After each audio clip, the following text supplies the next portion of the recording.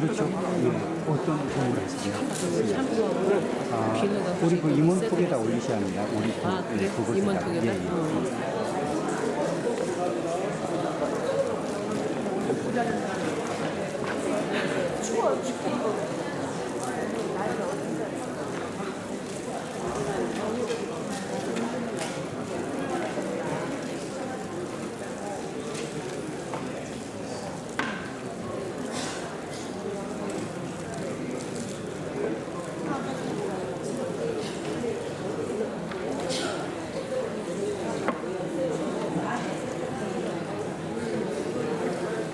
이번에 무슨 몇 분이나 가셨어요? 엄청 많이 갔어요. 90명이나? 그렇게 많이 갔어요? 와. 전체적으로.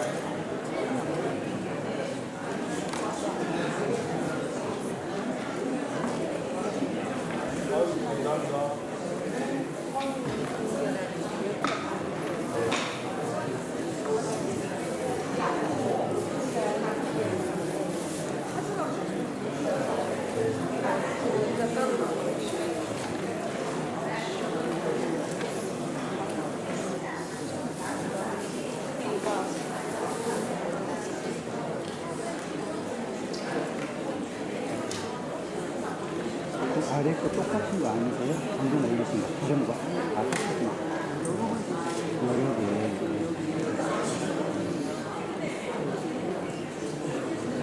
네, 네.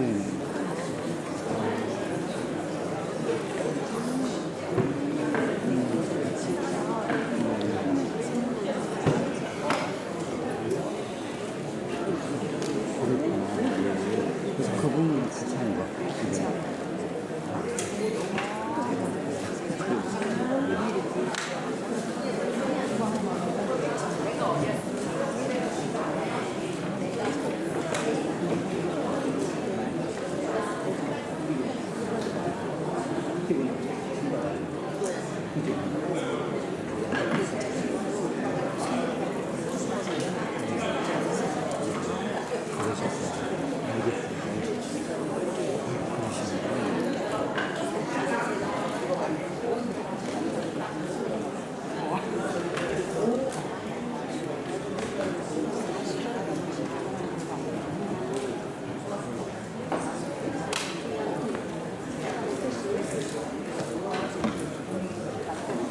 여러분 반갑습니다. 여러 가지로 그냥 수고 많습니다. 하느님 교육받는 게 쉽지는 않을 텐데 이렇게 열심히 받아들여 감사하고요.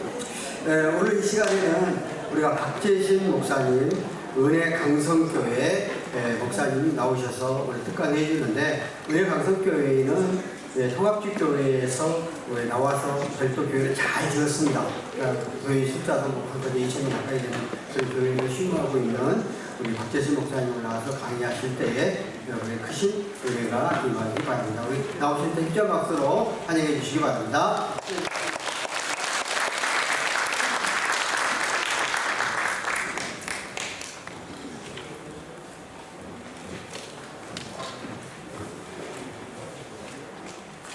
이렇게 만나 뵙게 돼서 반갑습니다. 점심 식사는 잘 하셨습니까? 네, 감사합니다. 지금 소개해 주신 대로 저는 은혜광성교회를 섬기고 있는 박재신 목사라고 합니다. 제가 10여 년 전만 해도 여러분의 자리에 서 있었는데 지금은 제가 여기서 이렇게 강의를 하는 사람이 되었습니다.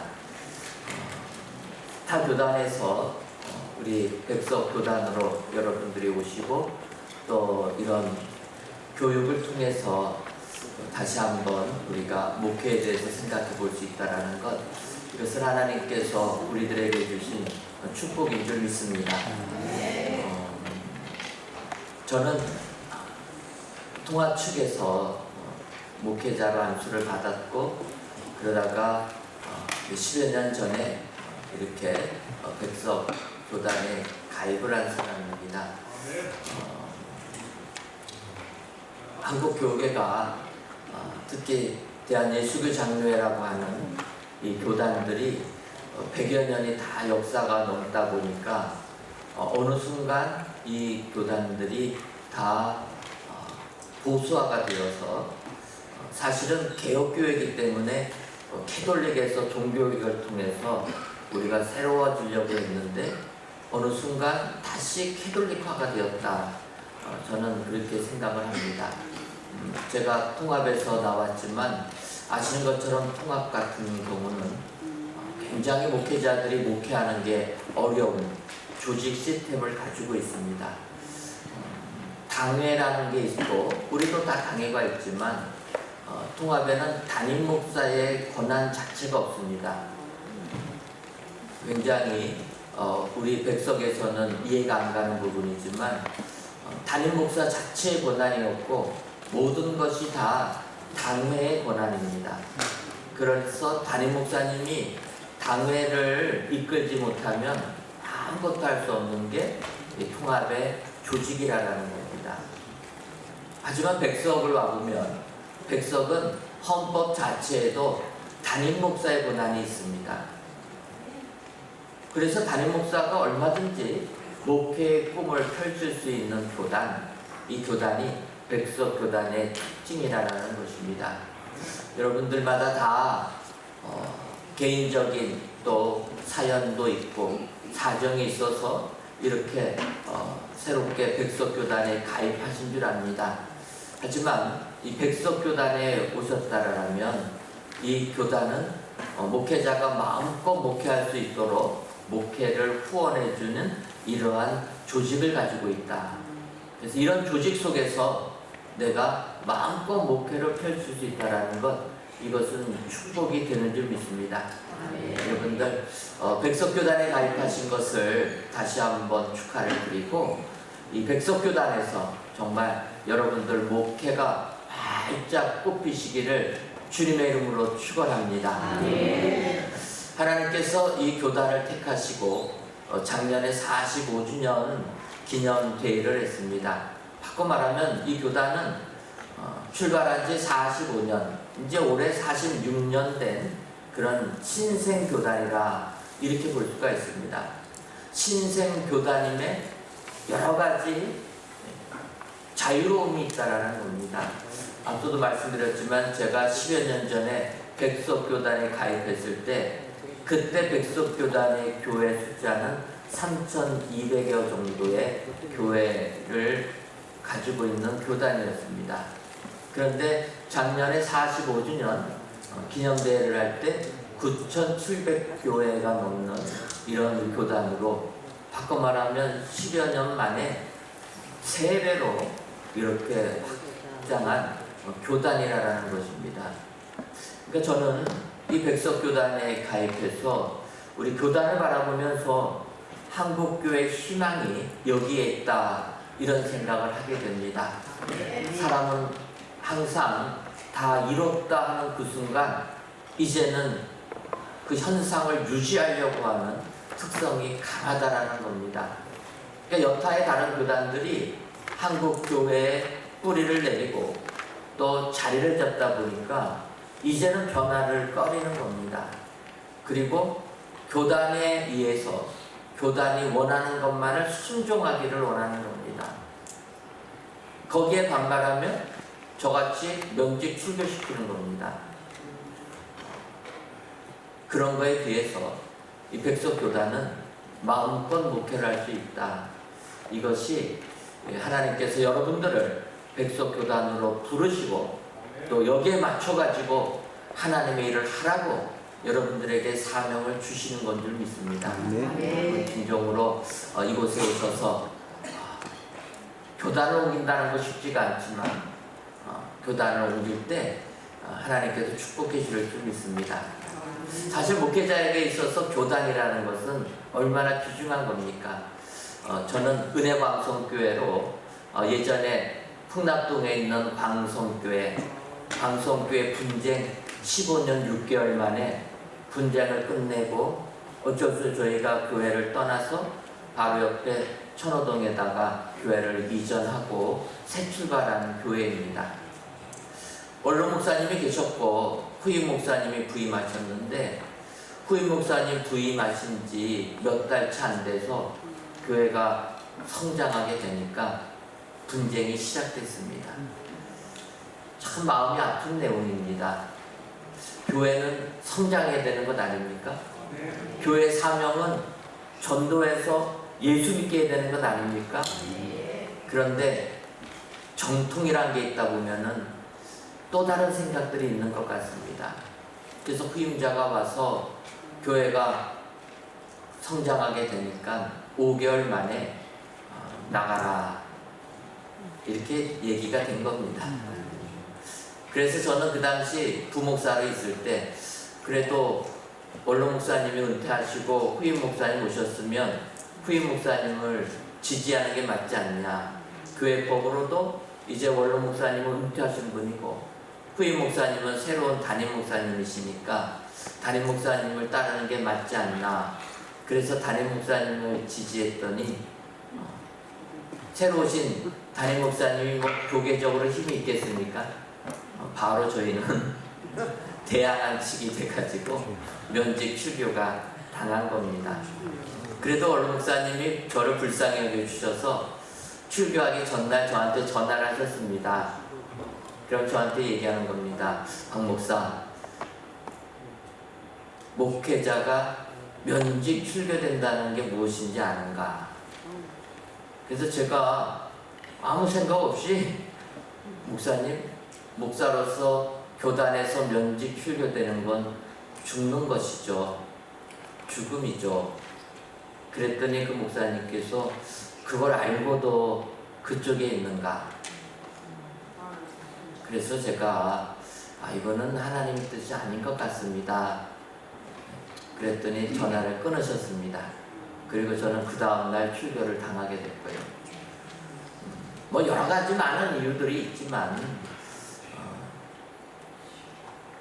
교회가 가장 하나님의 말씀에 쓰려고 했을 때 그거를 반대하니까 결국은 그런 제재가 들어오게 되는 겁니다.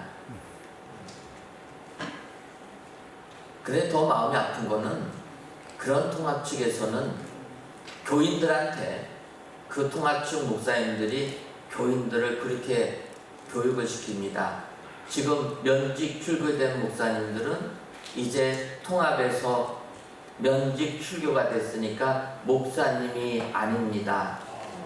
그러니 여러분들이 그 목사님을 부를 때에는 목사님이라고 부르지 말고 씨라고 부르십시오. 그래서 졸지에 제가 박재신 씨가 되었습니다.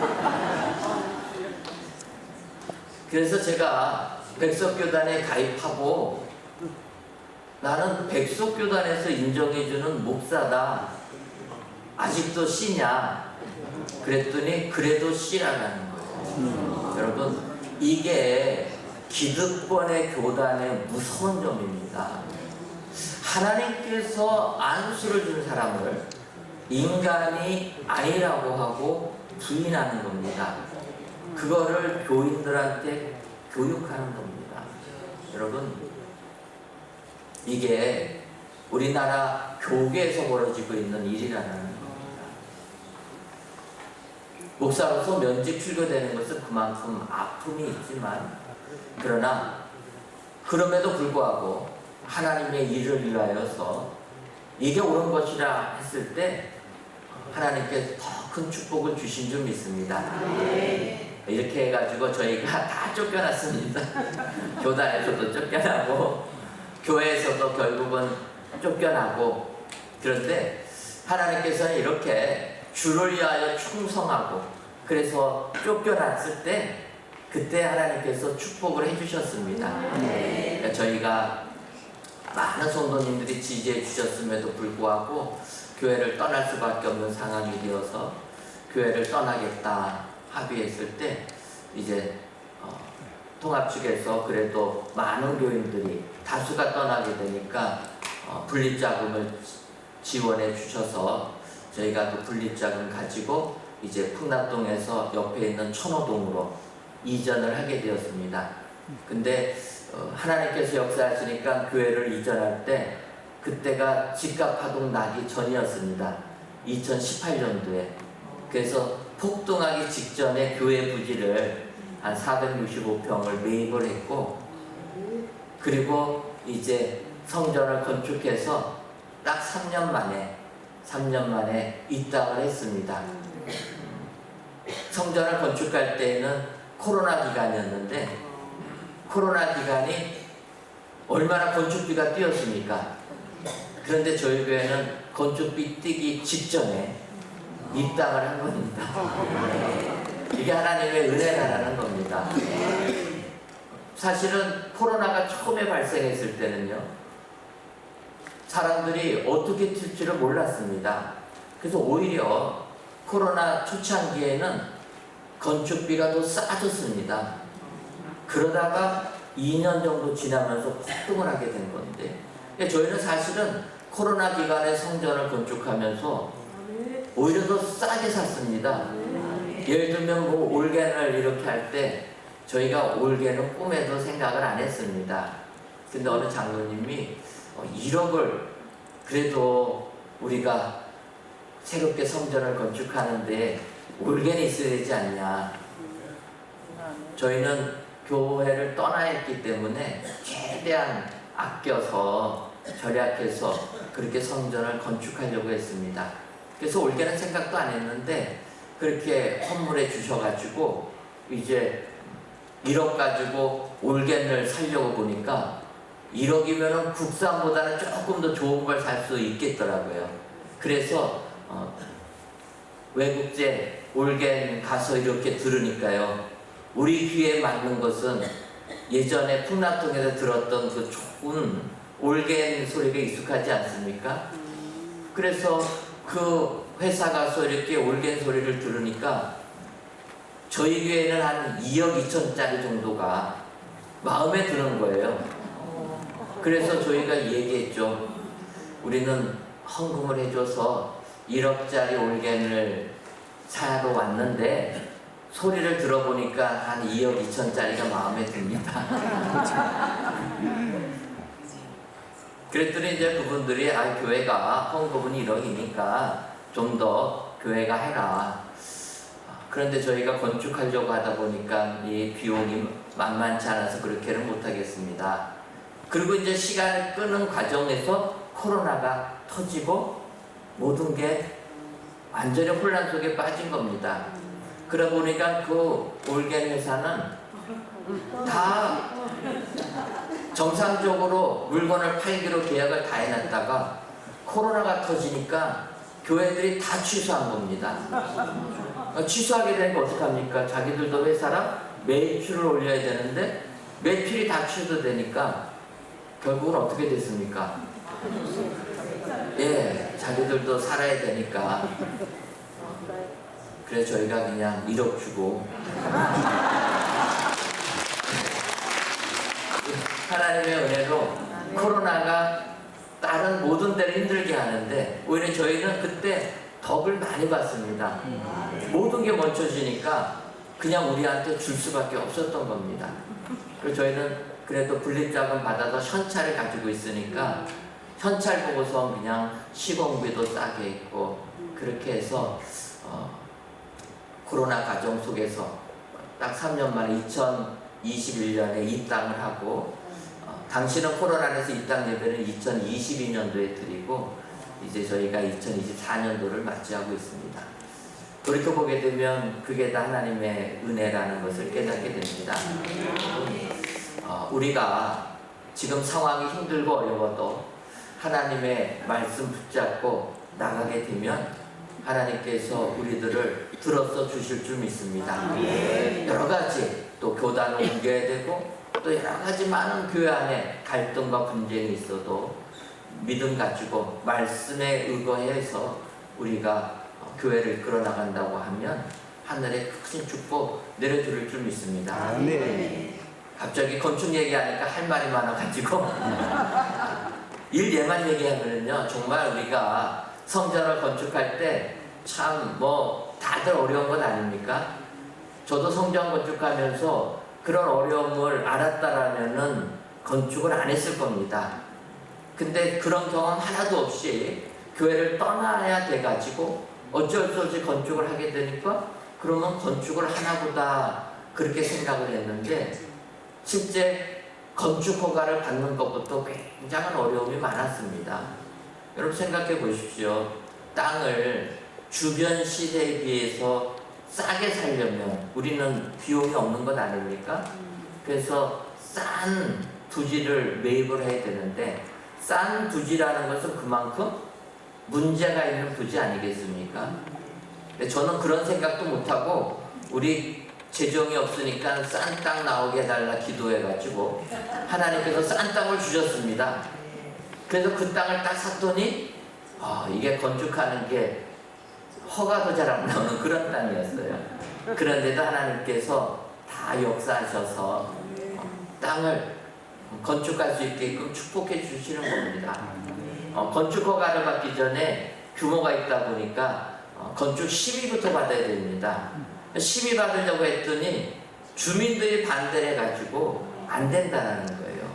그리고 저희가 있는 천호동이 그 부지가 시장통이었습니다.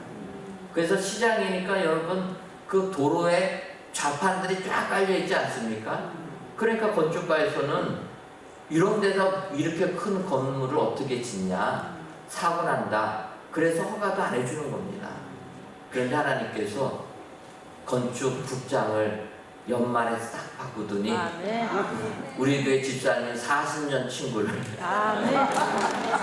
거기로 싹 넣어놔가지고, 사실은 우리 설계소장이 심의해서 했는데 절망적인 전화를 한 겁니다. 통과가 안 될 것 같다고, 심의도 안 될 것 같다고. 그래서 교회가 놀래가지고 구청에 전화했더니 그 국장님이 친구분인 거예요.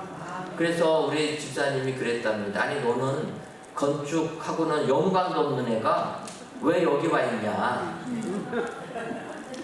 연관이 좀 있으면 그 전에 부탁을 했을 텐데 전혀 연관이 없는 사람이라는 거예요. 그랬더니 그분이 하는 얘기가 자기가 은퇴 1년 남겨뒀는데 1년 남겨놓다 보니까 갈 데가 없어가지고 구청에서 건축국장이 빈다고 거기 1년 있다가 나가라고 했더라고요. 그래서 우리 집사님이 야, 너 하나님께서 우리 교회 이때를 위해서 성전 건축하라고, 그래서 너 지금 딱 맞으니까 건축 허가 주고 착공해주고 나가면 되겠다. 그래서 저희가 거의 어렵다고 한 그 땅에서 건축 허가 받고 그분이 12월에 착공 승인해주고 12월 말일로 은퇴했다는 거예요. 하나님의 말씀에 의거해서 살게 되면 이런 축복을 내려줄 줄 믿습니다. 여기에 오신 것도 여러분들이 하나님의 인도하심 따라서 백석교단에 가입하신 줄 믿습니다. 이렇게 새롭게 부흥하는 교단, 정체되어 있는 교단이 아니라 부흥하는 교단. 이 부흥이라는 것은 무엇입니까? 열려있는 것 아닙니까? 여러분 생각해 보십시오. 앞서도 말씀드렸지만 제가 백석교단에 가입한 지 이제 12년 됐습니다. 12년 된 타교단 목사가 여러분들 앞에서 쓸 수 있다. 교단이 열려있지 않으면 불가능한 겁니다. 어떻게 자기 교단 출신도 아닌 사람을 이렇게 가입자 교육을 하는데 저를 보낼 수가 있겠습니까? 열려있다라는 거예요. 열려있기 때문에 우리가 더욱더 이런 교단에 온 것이 축복이라는 겁니다. 여기까지 오기에는 많은 기도와 눈물이 있으셨겠지만 하나님의 인도하심인 줄 믿습니다. 하나님께서 요셉을 노예로 팔았던 것 얼마나 힘들었겠습니까? 하나님 앞에서 올바르게 살겠다고 했다가 모함받아서 감옥까지 들어가다 아닙니까? 그런데 그런 요셉 하나님께서 가장 짧은 시간에 총리로 세워주시는 것이다.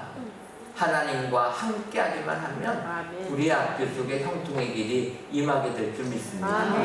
여러분들 우리 백석교단에 가입하신 것을 다시 한번 축하드리고 자부심을 가지시고 이런 열린 교단에 내가 있다 확신하시고 주님이 여러분들에게 맡겨주신 사명 못된 교회를 정말 주님 앞에 아름답게 바쳐드릴 수 있도록 최선의 노력을 다하시는 우리 목사님들 되시기를 바랍니다. 서두가 너무 길어서 죄송합니다. 제가 이번에 내용에 이렇게 하면서 우리가 코로나19 이후에 어떻게 우리가 목회를 준비하고 우리가 이 새롭게 되는 이 시대를 변화시켜 나갈까 이런 생각을 가지고 이렇게 강의안을 마련했습니다. 코로나19라는 것 바이러스였지만 이것은 바이러스이기 때문에 사실은 앞으로도 계속 있다라는 겁니다. 제가 보기에는 그렇습니다. 온 세계의 자본주의 국가나 사회주의 국가나 똑같이 온 세계의 리더들이 바이러스라는 것을 핑계대어서 자기의 국민들을 통제하기 위하여서 보이지 않게 자기들이 다 카르텔을 맺고 이렇게 핍박을 한 게 아닐까 저는 그렇게 생각합니다. 왜냐하면 바이러스라는 것은 막는 것은 불가능한 겁니다. 그거를 마스크 쓴다고 사람들 모이지 못하게 한다고 통제하는 것 불가능한 겁니다. 우리가 결론적으로 나오는 것 아닙니까? 마지막에 바이러스가 다 풀어졌을 때 중국에서 어떻게 됐습니까? 불과 3년을 봉쇄하고 막고 있다가 마지막 순간에 중국이 풀어버린 겁니다.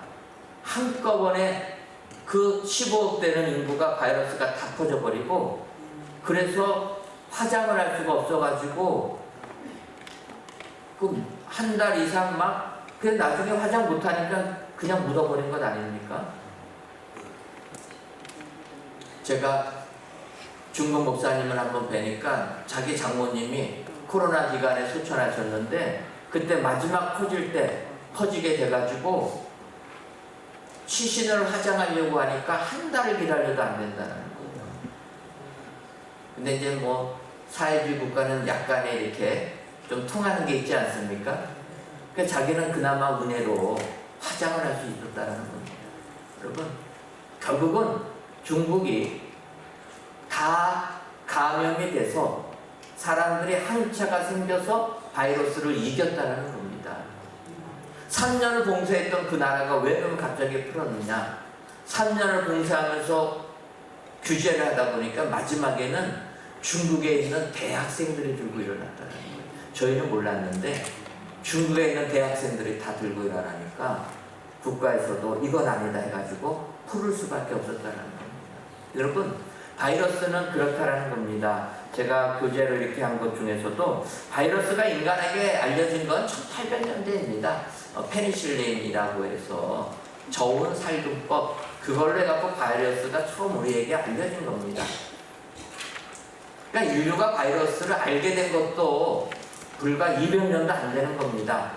인류 수천 년의 역사 속에서 바이러스라는 걸 아는 것도 200년도 안 됐는데 인류는 이렇게 지금까지 살아온 겁니다.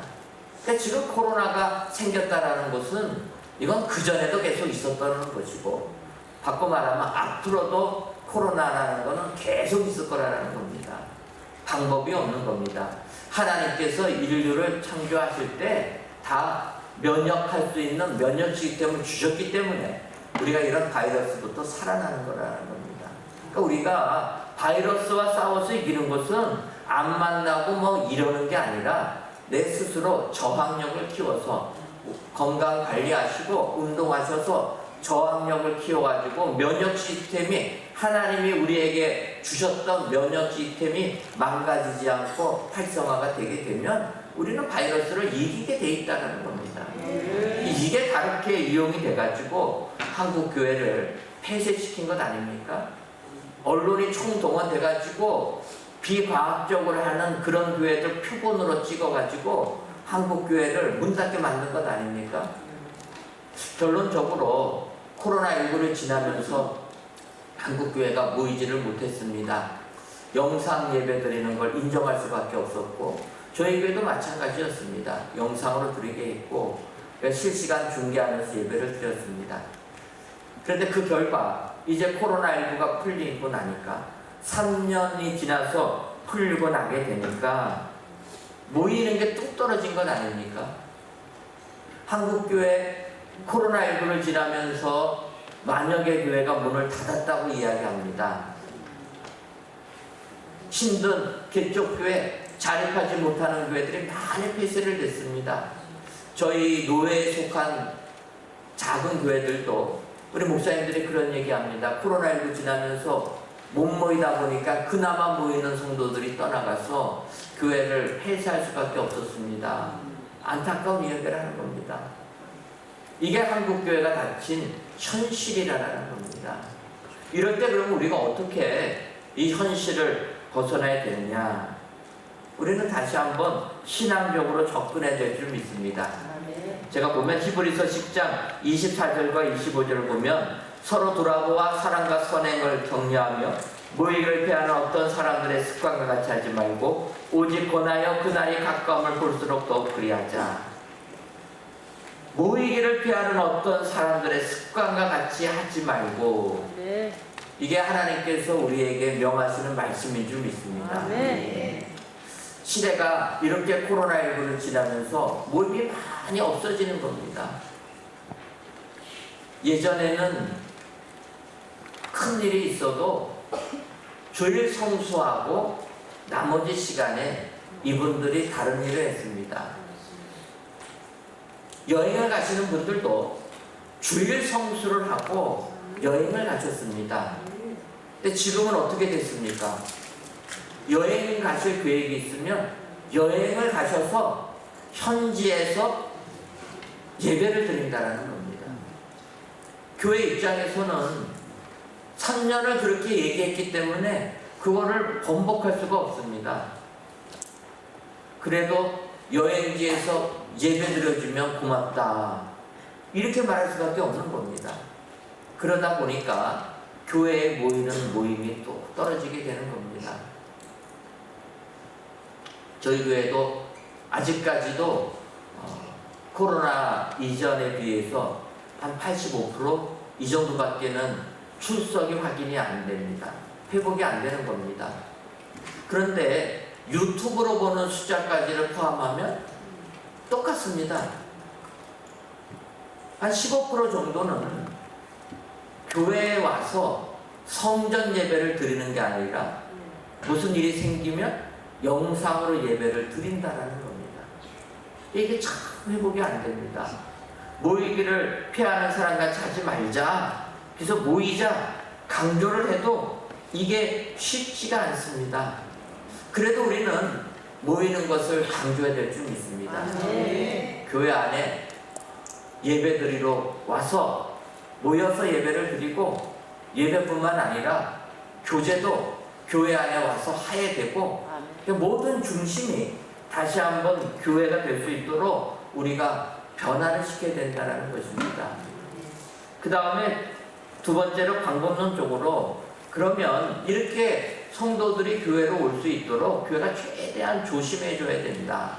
그래서 제가 코로나 때는 우리 교회가 건축을 하게 돼가지고 최대한 바이러스로부터 자유로울 수 있도록, 코로나 때 여러분 기억하지 않습니까? 그때는 전등도 바이러스를 죽이는 전등, 이 손잡이, 또 스위치, 이런 모든 것들이 안티바이러스로 해가지고 항균으로 되는 것들, 저희는 그때가 건축하게 돼가지고 그걸로 다 바꿨습니다. 이왕 건축하는 건데, 근데 이제 완전하게 마치 병원같이 하려고 했더니 그거는 저희가 설계가 다 끝나서 불가능하고, 그런 거 말고 가장 저렴하지만 그래도 바이러스를 최대한 막을 수 있게끔 아이디어를 내서 이렇게 변화를 주었습니다. 그래서 앞으로도 또 코로나가 생기니까 이런 부분들도 우리가 신경을 써야 되겠다, 이렇게 생각을 하게 됩니다. 더 나아가서 앞으로는 우리의 사역이 바뀔 수밖에 없다라는 겁니다. 제가 코로나 때 방송 설교 정말 안 하다가 어쩔 수 없이 유튜브 중계를 하게 되었습니다. 근데 지금은 코로나가 끝났음에도 불구하고 실시간 중계를 안 할 수가 없는 겁니다. 왜냐하면 실시간 중계를 하다 보니까 병원에 입원하신 분들, 어쩔 수 없이 못 오시는 분들이 그 실시간 예배를 기다리시는 겁니다. 그래서 믿음이 부족한 사람이 주일 딴짓하고 예배 드리는 거 생각하면 끊어버리고 싶은데 그렇지 않습니까? 끊어버리고도 싶은데, 또 환자들이 어쩔 수 없이 외국에 출장 가서 예배를 못 드리는 분들을 생각하면 또 그거를 못하겠다 생각이 들어서 저희 교회는 실시간으로 예배를 드립니다. 그런데 이제 실시간으로 하지만 그 실시간에 들어와야지만 예배를 참석할 수 있게 저희는 녹화해서 안 띄워보냅니다. 실시간 끝나면 끊어버립니다. 왜냐하면 예배 시간을 알아야죠. 처음에 코로나가 생겼을 때는 저도 좀 편해지려고 금요일날 녹화를 싹 해놓고 집에서 쉬면서 했는데, 문제가 뭡니까? 저부터 영성이 사라지더라고요. 저부터 예배를 집에서 드리니까 제대로 옷도 안 입고 예배 드립니다. 딸들이 있는데 딸들하고 같이 예배 드리다가 딸들이 전화 오면 전화 받는 거예요. 근데 그걸 뭐라고 못 하겠더라고요. 그래서 처음에 한 달을 그렇게 하다가 그 다음에는 녹화한 거를 다 끊어버렸습니다. 그리고 제가 예배당에 가서 사람 아무도 없어도 벽 보고 설교를 했습니다. 그래서 실시간으로 중계하게끔. 그리고 두 번째로 실시간 예배만 오픈하게 했습니다. 왜냐하면 녹화된 걸 들으니까 예배 시간 개념이 없어지는 거예요. 언제든지 그 사이트 들어가서 보면 예배를 드릴 수 있으니까. 그러니까 예배 시간이 사라지는 겁니다. 그래서 아예 예배 시작하기 10분 전에 들어와야지만 예배에 동참할 수 있게끔 그렇게 해가지고 코로나 시작한 지 한 달만 제가 녹화했다가 저도 처음 당하는 일이라 그 다음부터는 우리 교회는 무조건 실시간으로 하고 그날 예배가 끝나면 바로 올리지 않고 한 수요일쯤 녹화된 걸 올렸습니다. 왜냐하면 주일 빼먹으면 고생 좀 해라. 그 강조해야 되는 건 아닙니까? 그 시간도 못 지켜서 예배를 못 드리면 예배 드릴 생각하지 마라. 그런 의미로 이렇게 바꿨습니다. 하지만 코로나가 지난 지 3년이 돼도 마찬가지로 실시간 예배를 중계할 수밖에 없는 게 우리의 현실이 되었다라는 겁니다. 그렇다면 이 영상 쪽에 관련된 부분들도 우리 사역자들이 관심을 가져야 되겠다 이렇게 생각합니다. SNS를 활용하는 것, 영상을 활용하는 것, 이거는 우리가 코로나19를 통하여서 앞당겨졌다 이렇게 보시면 됩니다. 그전에도 많은 학자들이 앞으로의 목회는 이 방향으로 갈 것이라 이야기를 했는데 사실 저는 그게 와닿지는 않았습니다. 그런데 코로나19를 지나면서 이게 그냥 10년이 당겨진 거라 이렇게 볼 수가 있습니다. 그래서 앞으로 우리가 이 시대에 또 다가올 시대를 대비하면서는 이런 유튜브라든지 또 SNS라든지 이런 것들에 대해서도 우리가 많이 관심을 가지고 이런 거 왜 이런 거 하냐 이러지 마시고 그걸 관심을 가지고 우리가 투자를 해야 될 줄 압니다. 네. 이제 제가 이제 이렇게 말씀을 드리고 우리 교회의 이제 변화된 얘기를 조금 하려고 합니다. 앞서도 말씀드렸지만 2021년도에 입당을 하고 그때는 코로나 기간이었습니다.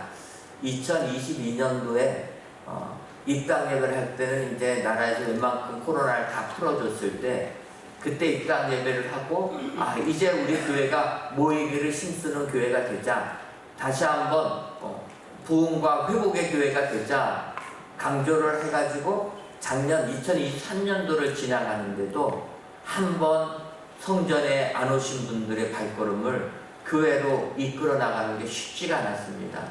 앞서 말씀드린 대로 작년까지 우리 교회에 코로나19 이전에 회복된 거에 85% 정도밖에 안 됐습니다. 그런데 한국 교계에 또 다른 여러 목사님들을 만나보고 이야기를 나누다 보니까 출석이 한 5,000명 정도 되는 교회들, 그런 교회들이 어느 목사님 교회는 회복이 다 됐다라는 거예요.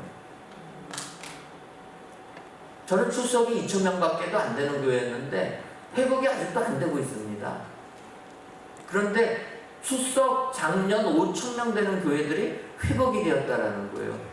아니 작은 교회도 아니고 이런 교회들이 어떻게 회복이 되는가? 근데 그 한 교회만이 아니라 회복이 다 됐다고 하는 그런 목사님들을 여쭤보니까 그 교회들의 특징은 교회가 젊은 교회라는 겁니다. 오래 전통에 답습되어 있는 교회가 아닙니다. 젊은 교회고 두 번째로 그래서 젊다 보니까 일찍이 30여 년 전에 교회의 시스템을 셀 조직으로 바꾼 겁니다.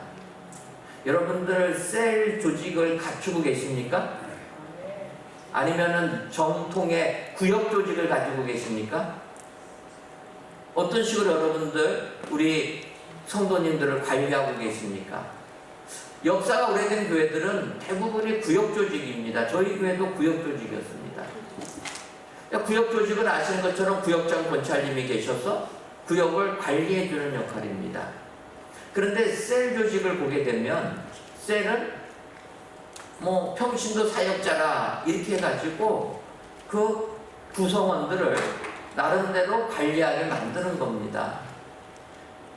회복이 다 된 교회들을 보면 거의 대부분이 셀 조직을 갖춘 교회였고 정통적인 교회들은 회복이 늦은 겁니다.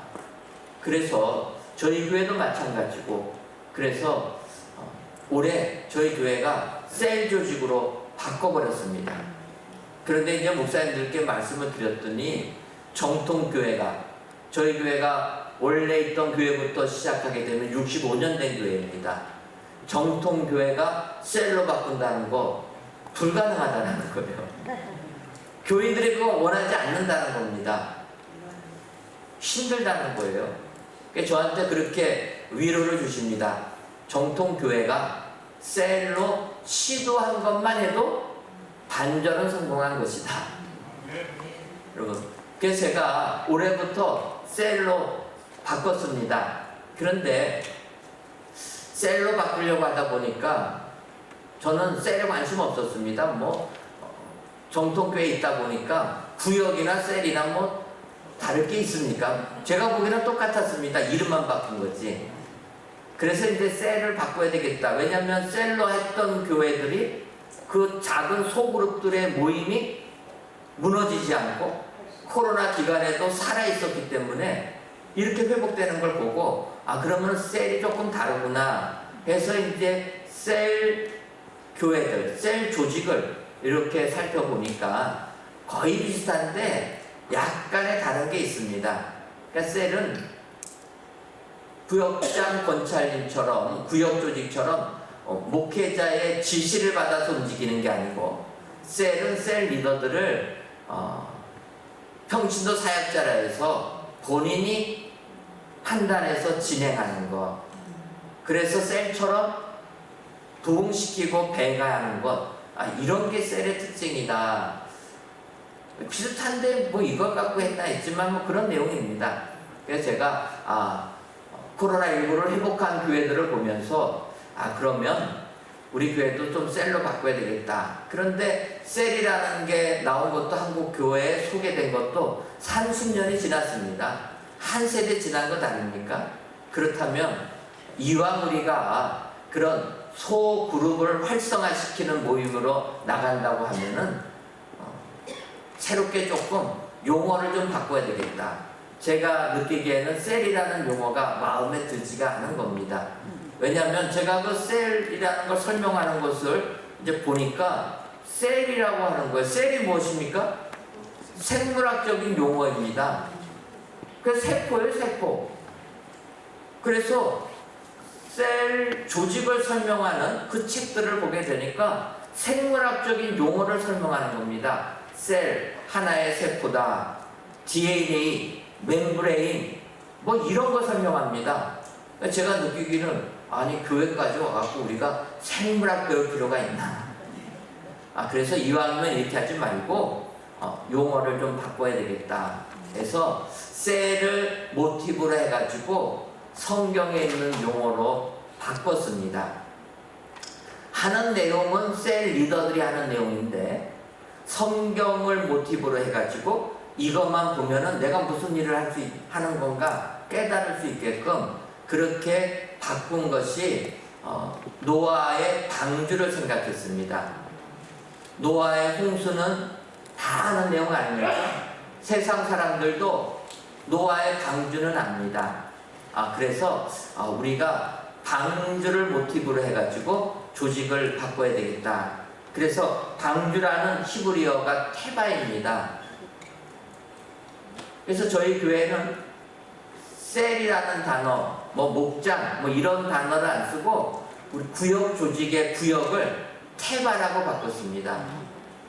그러면서 우리 그러면 테바장이 하는 일이 뭐냐? 테바 리더, 헬퍼들이 하는 일이 뭐냐? 노아의 방주를 생각해서 생명을 구원하는 일이다. 그리고 테바 리더 헬퍼는 노아의 일을 하는 거다. 노아가 뭘 합니까? 자기 아내, 아들들, 며느리들 노아 방주에 승선시켜서 생명을 구원하는 것 아닙니까?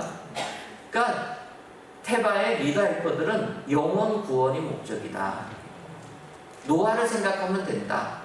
그리고 방주의 선장인 노아는 일반 배의 선장도 마찬가지로 모든 것을 다 한다는 겁니다.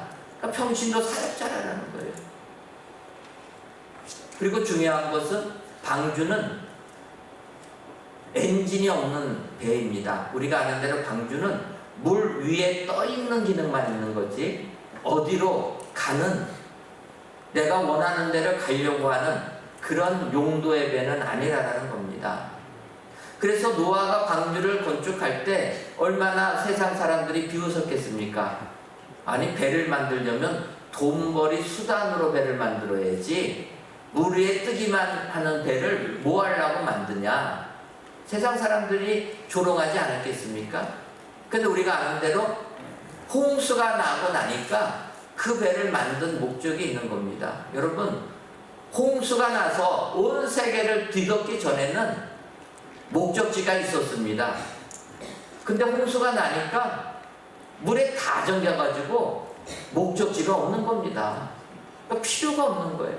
그러니까 하나님이 다 아시고 쓸데없는 노 만들지 말고 엔진 만들지 말고 물 위에만 뜨게 해라. 그러니까 제가 테바라고 이름을 명명하면서 우리 테바 리더들한테 하는 얘기입니다. 리더가 그 조직을 어디로 이끌어갈 생각하지 말아라. 리더는 엔진이 없는 배의 선장이다. 하나님께서 이끄시는 대로 가면 된다. 그렇게 성경을 모티브로 우리 테바 리더 헬퍼들을 양육하고 있습니다. 그래서 내가 무슨 일을 해야 될지 모를 때도 방주를 생각하고 노아를 생각하라. 그래서 이런 식으로 테바 명명을 하니까 이제 어르신들이, 구역 조직에 익숙하신 분들이 뭐라고 얘기하십니까? 어르신들이 그러는 거예요. 내가 이 나이에 히브리어 배워야 되냐고. 그리고 구역 조직을 제가 나이별로 좀 잘랐습니다. 70세 이상, 또 56세부터 69세 중간, 55세 이하 이렇게 나이를 좀 잘랐습니다. 기존의 구역은 우리가 아는 대로 새신자가 등록하면 구역에 편성하지 않습니까? 지역에 맞춰갖고 구역에 편성하는데, 역사가 있는 교회는 연세 드신 분들이 구역장 권찰님들을 많이 합니다. 저희 교회도 그렇습니다. 제가 젊은 부부들을 성경 공부를 하는데 그 젊은 집사님이 저한테 그러는 거예요. 목사님, 새로 교회 등록해서 구역장님들이 전화를 하는데 시어머니 뻘이 전화한다. 여러분, 시어머니 뻘이 전화하면 젊은 분들이 이게 대화가 되겠습니까? 그래서 제가 걱정을 했는데 저한테 그런 거, 목사님, 시어머니 뻘이 전화해줘도 고맙겠는데 우리 교회는 시어머니 뻘이 아니라 누굽니까? 시할머니급이 전화한다. 그리고 나서 보니까 정말 70세 이상 되신 구역장 권찰님들 많다라는 겁니다. 저희 교회가 구역장 권찰 작년에 360명이 구역장 권찰이었습니다.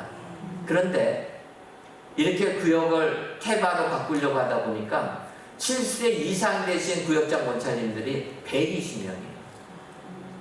그래서 안 되겠다 해서 구역 조직을 테바로 바꾸면서 나이로 3등분을 했습니다.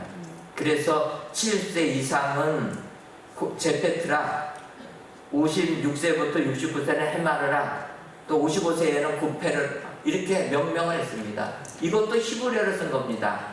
왜? 어디서 나왔냐면 노아의 방주에 방주를 만드는 나무가 있지 않습니까? 고페르 나무입니다.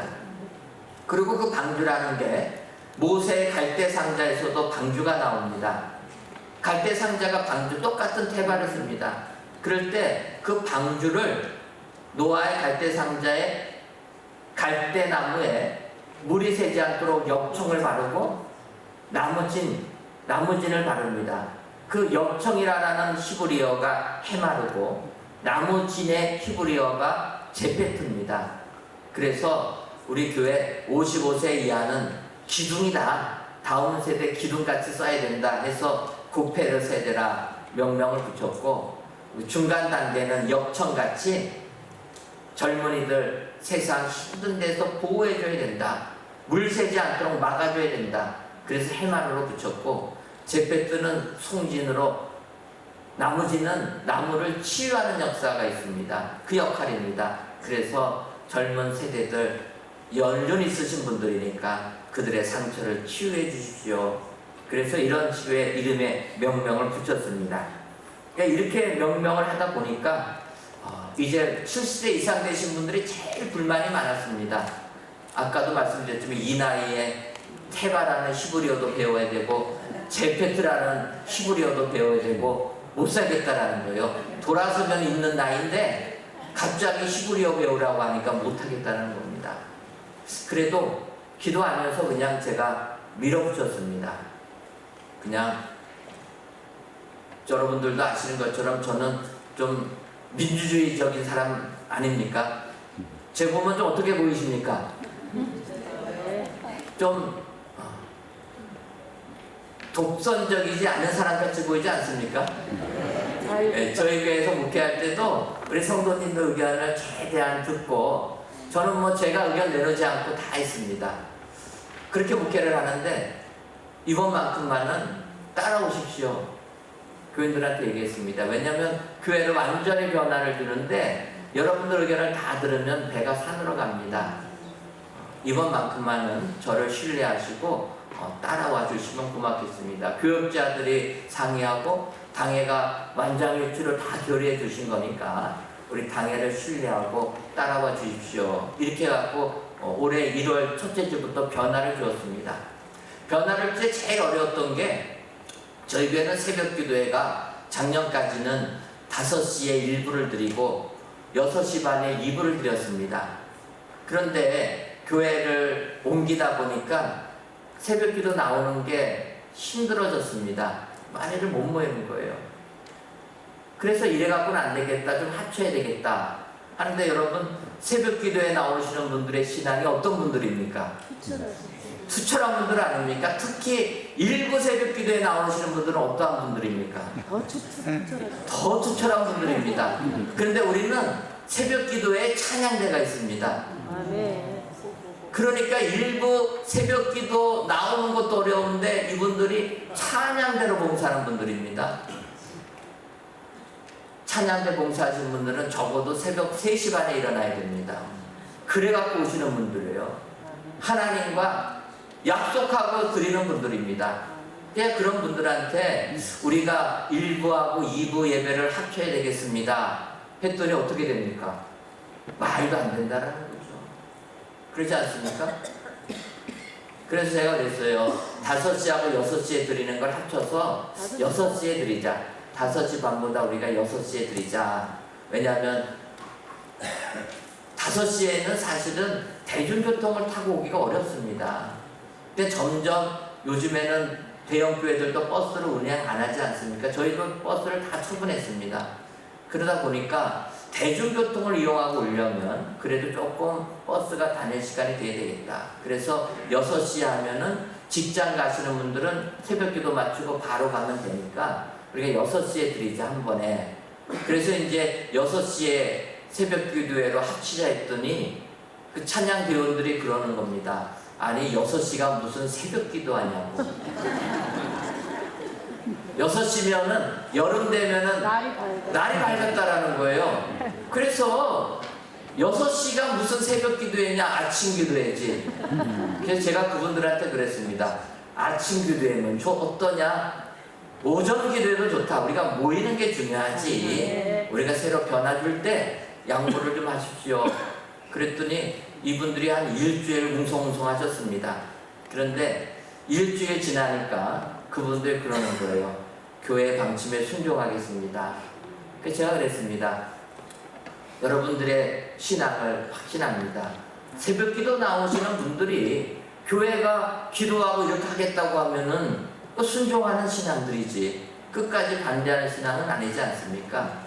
내가 여러분들이 이런 신앙의 소유자인 줄 믿고서 이렇게 합니다. 그래서 이제 1부하고 2부를 합쳐서 새롭게 찬양대를 구성하고 올해부터 새벽 6시에 이 찬양대를 새로 해가지고 합니다. 1부, 2부에 찬양대 하셨던 분들을 합치니까 찬양대 신청하신 분들이 105명이 되었고요. 그 다음에 우리가 지금 새벽 기도를 하게 되면은 평균 90명이 나옵니다. 그러니까 합쳐가지고 새벽 기도회를 시작하니까 찬양대만 거의 100명이 나와서 하니까 얼마나 좋은지 모릅니다. 새벽 찬양대 나오는 분들의 신앙이 어떤 신앙입니까?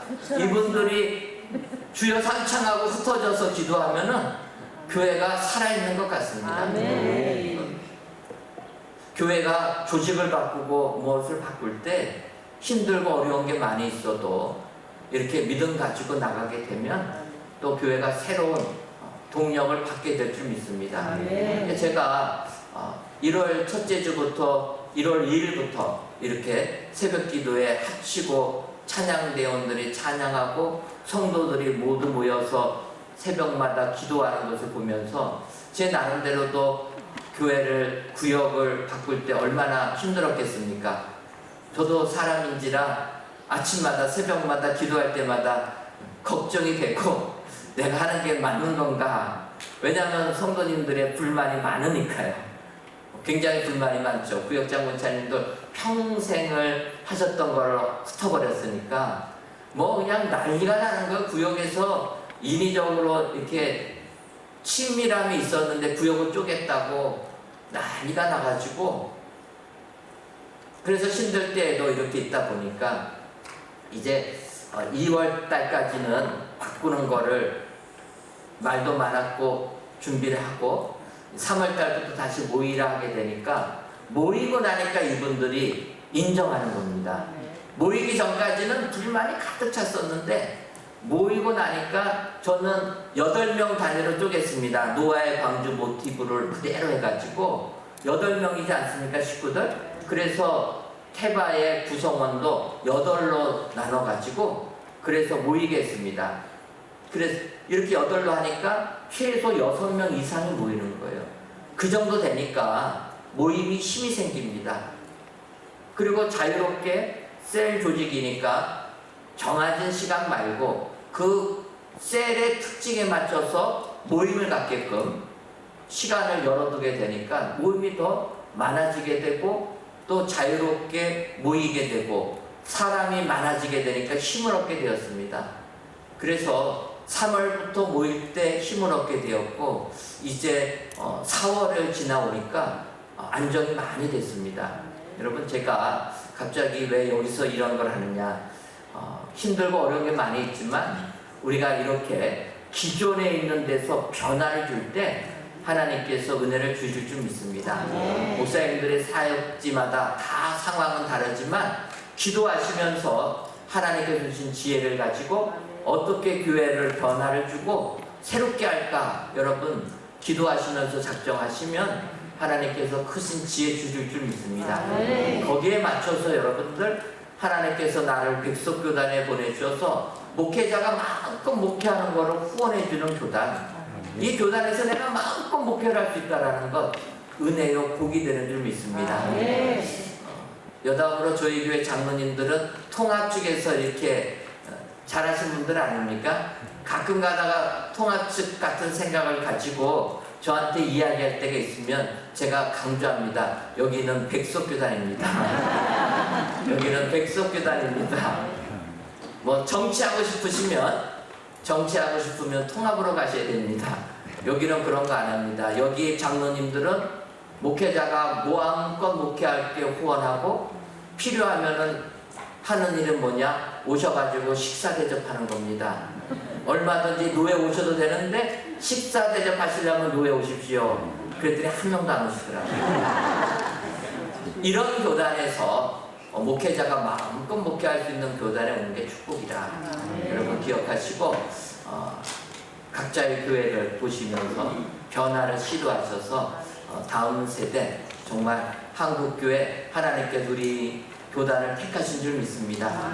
우리 교단에서 더욱더 여러분들의 꿈을 펼치시는 여러분들 되시기를 주님의 이름으로 축원합니다. 잠깐 기도하고 마치겠습니다. 하나님의 은혜를 감사합니다. 하나님께서 저희들 사랑하셔서 사명 주시고 특별히 백석교단 목회자가 될 수 있도록 은혜 주시니 감사합니다. 백석교단에 속한 것 하나님의 뜻임을 깨닫게 해주시고 이 교단에서 목회의 꿈을 활짝 피시는 모든 목사님들 되게 하여 주옵소서. 예수님의 이름으로 기도하옵나이다.